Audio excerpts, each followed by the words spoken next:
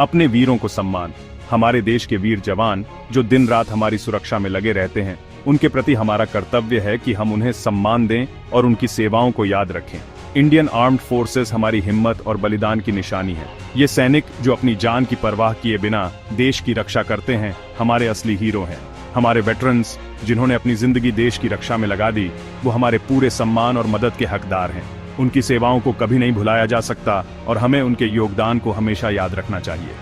ये हमारा फर्ज है कि उनकी सर्विस खत्म होने के बाद उनका ध्यान रखें।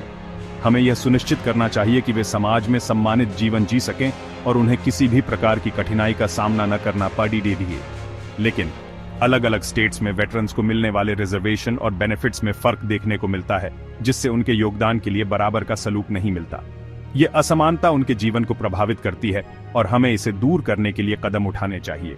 ये ऐसे आंध्र प्रदेश और तेलंगाना के वेटरन्स को होने वाली इस इनइक्वालिटी के बारे में बात करेगा। इन राज्यों में वेटरन्स को मिलने वाले बेनिफिट्स में काफी अंतर है, जो उनके जीवन को प्रभावित करता है। इसमें reservation quotas, education benefits, health care और फाइनेंशियल असिस्टेंस प्रोग्राम्स के फर्क पर ध्यान दिया जाएगा। इन सभी पहलुओं का विश्लेषण किया जाएगा ताकि यह समझा जा सके कि यह असमानता कैसे उत्पन्न होती है और इसे कैसे दूर किया जा सकता है।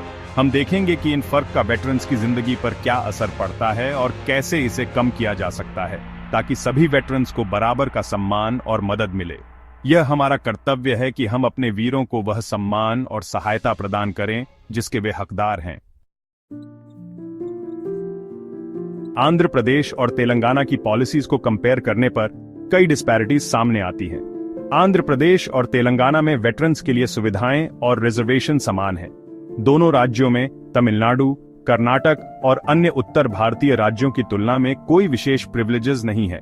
आंध्र प्रदेश और तेलंगाना में एम्प्लॉयमेंट और एजुकेशन में केवल 2% रिजर्वेशन है, जबकि तमिलनाडु और कर्नाटक में 10% और उत्तर भारतीय राज्यों में 14 से 20% तक है। ये रिजर्वेशंस हॉरिजॉन्टल हैं और अगर आंध्र प्रदेश और तेलंगाना भी तमिलनाडु, कर्नाटक और उत्तर भारतीय राज्यों की तरह 10% या उससे अधिक रिजर्वेशन प्रदान करें तो सरकार को कोई समस्या नहीं होगी।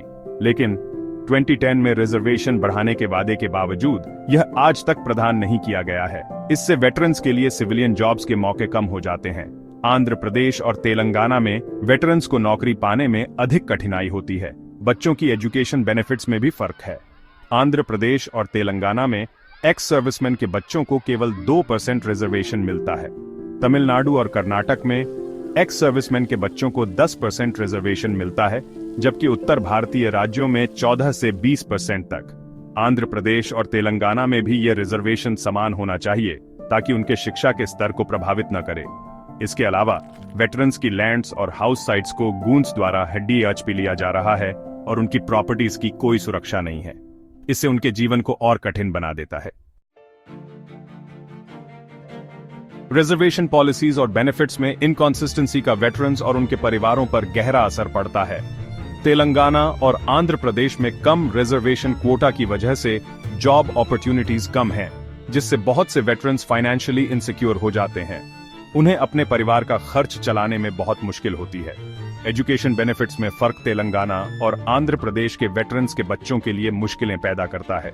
ज्यादा एजुकेशन एक्सपेंसेस की वजह से वो अच्छी एजुकेशन नहीं ले पाते, जिससे उनके आगे बढ़ने और समाज में योगदान देने के मौके कम हो जाते हैं।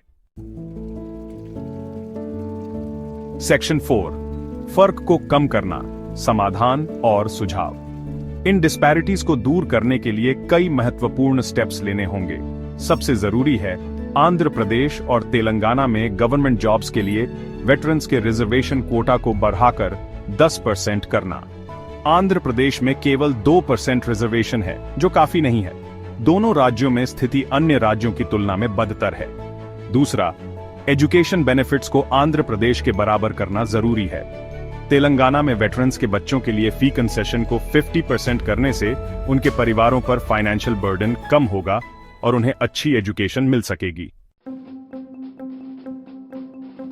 सेक्शन 5, निष्कर्ष, समान मान्यता की ओर। यह अध्याय हमारे उन वेटरन्स को समर्पित है जिन्होंने देश के लिए अपनी जान की बाजी लगाई। हमारे वेटरन्स ने देश के लिए सेल्फलेस सर्विस दी है, इसलिए वो हमारे सपोर्ट और ग्रेटिट्यूड के हकदार हैं। उनके बलिदान और समर्पण को देखते हुए यह हमारा कर्तव्य बनता है कि हम उन्हें उचित सम्मान और सुविधाएं प्रदान करें।